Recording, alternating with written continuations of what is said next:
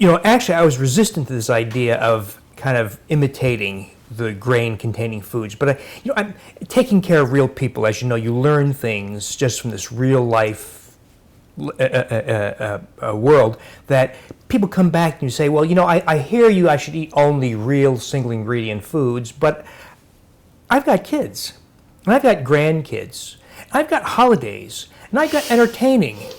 And what am I going to do? Serve kale salad to my football party?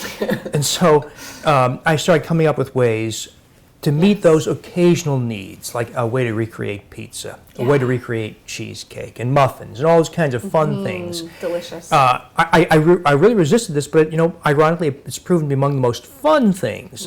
I think sometimes people criticize this because they think I'm saying this should dominate your diet. So no, these are things you use to suit specific occasions. You should otherwise be eating real foods. Yeah, they help you expand your horizons so you don't feel like you're in a diet prison.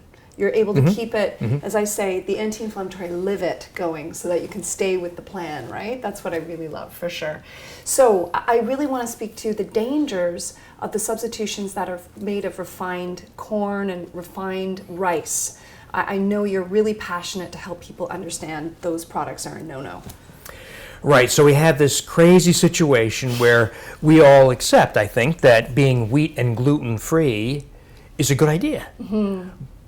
Now processed food manufacturers step in and see an opportunity, and they say, well, we're going to try to mimic the taste and texture of wheat and gluten, and we're going to use cornstarch, rice flour, tapioca starch, and potato starch. What they didn't tell you is when you dry and pulverize those specific starches, those four, you increase the surface area for digestion exponentially, and you get these sky-high blood sugars, the highest of any food you could possibly. No foods go higher than those four. You're like even higher than the original glycemic index. It's mind-boggling how high these numbers are. So because jamming your insulin high and having high blood sugar is one of the leading causes of inflammation, as a cardiologist, I imagine that's your gravest concern. So it leads to heart disease, high insulin, visceral fat growth, cataracts, arthritis, degeneration of cartilage, dementia. By the way, that argument has gained tremendous momentum lately, that even marginal rises in blood sugar raise your likelihood of dementia substantially. We're not talking about a little rise with gluten-free foods. We're talking about sky-high rises that last for... So gluten-free foods cause dementia and cancer and heart disease.